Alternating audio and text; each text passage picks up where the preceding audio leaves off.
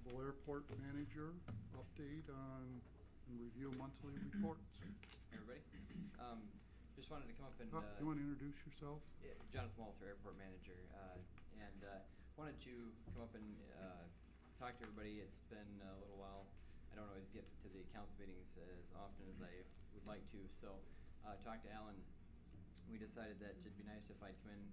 I submit a monthly report the first of each month, so I'm going to try to attend at least one council meeting monthly, just be here in person. So if you guys have any questions on the updates that I send out, if you want to ask me anything about them, just kind of give you guys an update myself in person. So hopefully everyone's been receiving their emails and getting the updates. I do send them to Barb, and I think they should go out in the packets as well. But the format is a little bit different. We've been using the new format now for a year. I try to include some updates, a little more dialogue as far as what's actually going on a day-to-day basis, some of the successes and failures, of, just things that we're learning at the airport, new improvements, things like that. We do have our statistics as far as our operations are concerned, as far as number of attendants, number of operations, fuel sales, and income from the city from the fuel sales.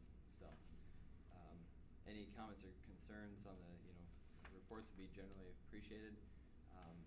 If you like the format or don't like the format, we're still changing it. So any questions on our current report or anything in the past? Now, you're on the city website. If somebody wanted to access this report, that they don't get it now? Or? That report is probably not put up on the city's website. That report's just a report to the council. Oh, okay. So it certainly could be if it, I don't know, we'd have to. Is it on your website? No, it would not be. Oh, no. okay. Yeah. So it can be, yeah. It wouldn't be on our website, but we'd have to work to get it put up on the monthly report up on the website. I think it'd be nice. It's a nice format. Yeah. It has good information. Yeah, and we do have Multi Aviation does have a mailing list that we send out reports to customers on not a necessarily monthly basis, but whenever we have a mass email. So we can work something out to either a mailing list or just put up on the website. Okay. Any questions? Well, thank you, John. Thanks. We'll see you next month. Let's see. Pat Connors with WPPI. Thank you very much. My name is Pat Connors. I'm with WPPI Energy. I'm going to try to get this PowerPoint presentation up on my screen, but while I'm doing that, I'm going to hand out. I also have handouts as well. I'm never sure exactly if the presentation is going to work or not, so I also have handouts so we can follow. You can follow along with this.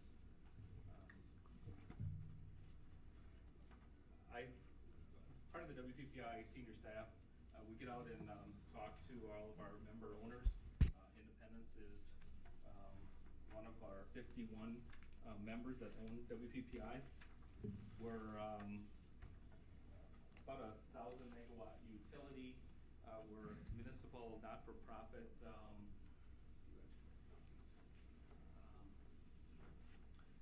And we serve primarily in Wisconsin, but we have 3 members in Iowa as well that we serve.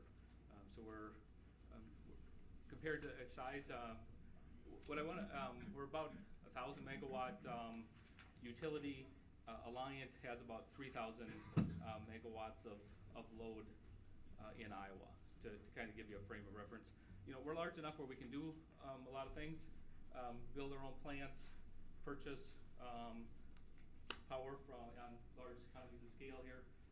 So it gives us the ability to do a lot of things. WPPI, we serve independents. We're an all requirements supplier of power to all of our members. And what I mean all requirements is there's a number of agencies out there that serve part of requirements or part of the load of certain municipals. And it did not come up the way I thought it would. Not sure why that is the case. In the old days, we just worried about the projector light burning out. shows how old I am. I knew I was at risk when I when I shut it down, that it might not come up exactly the way I thought it would. So sorry about this.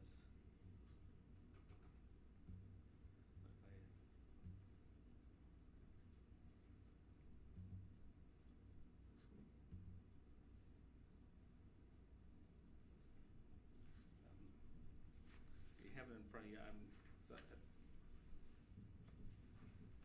so the things I want to cover today are, what are the value WPI brings to the municipal utilities that own us, some of the 3 key areas of the services that we provide, and then some of the dividends, benefits as well that we provide to our membership.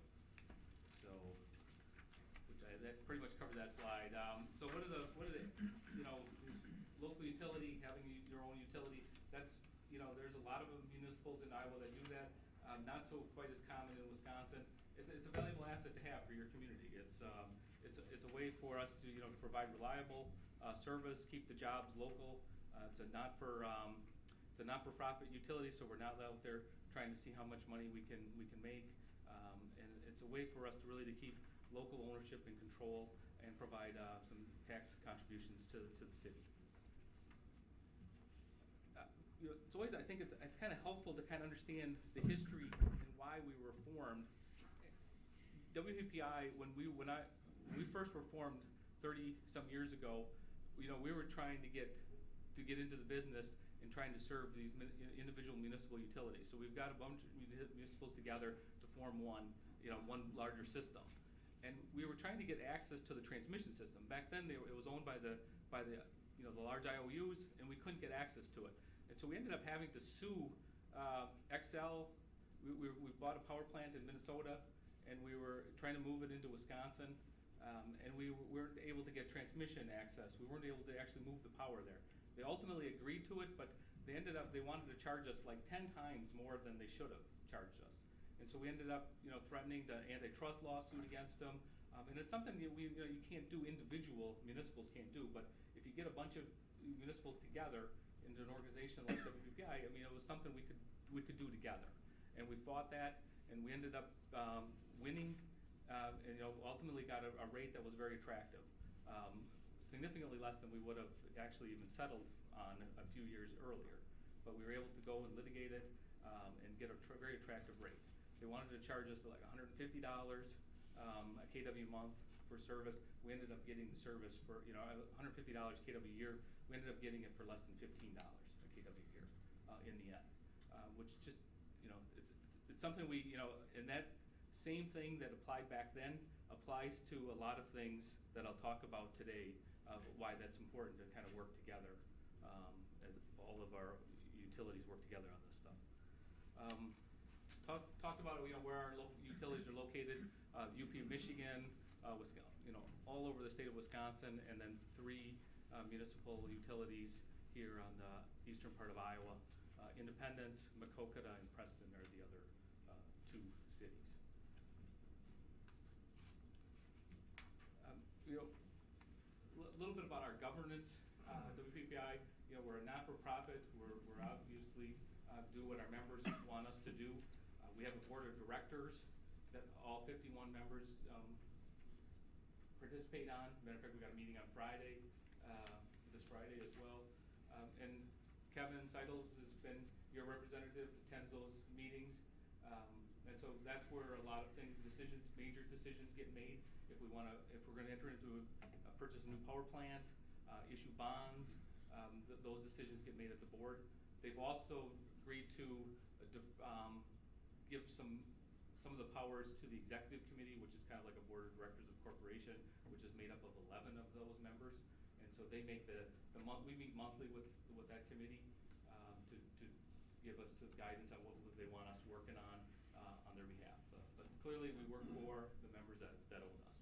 There's other ways to also give us direction besides the executive committee. We have an IT kind of information technology advisory group working on meter, smart meters and new infrastructure that's going on there. We again want to do that jointly with our members to make sure we're all doing it in a way way that's cost effective instead of each of our members doing it individually, which would be a much more expensive way to implement smart metering. We have a finance and audit committee, participation on that. Policy and Communications Leadership Council, we have members participating on periodic meetings to give us direction on how we go about advising and influencing our legislators. We have a distribution service advisory group to help us out on providing services to members in a cost-effective way. We have a rates and delivery service advisory group to help us figure out how to set rates, get rates set at members correctly. And we have energy services. We do a lot of energy services to make sure we provide a lot of the same services that the investor-owned utilities provide their customers as well. So we're, like I said, we're member-owned, formed in 1980. Independence has been a member since 2006. The way all of our members are treated the exact same on the exact same basis, and so every one of our members gets, pays for the cost on the same basis from us, and so that's how we keep unanimity among our members, because everyone's in this the same. We don't have, a lot of agencies have different classes of members.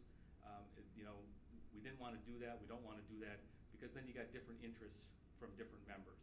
So all of our members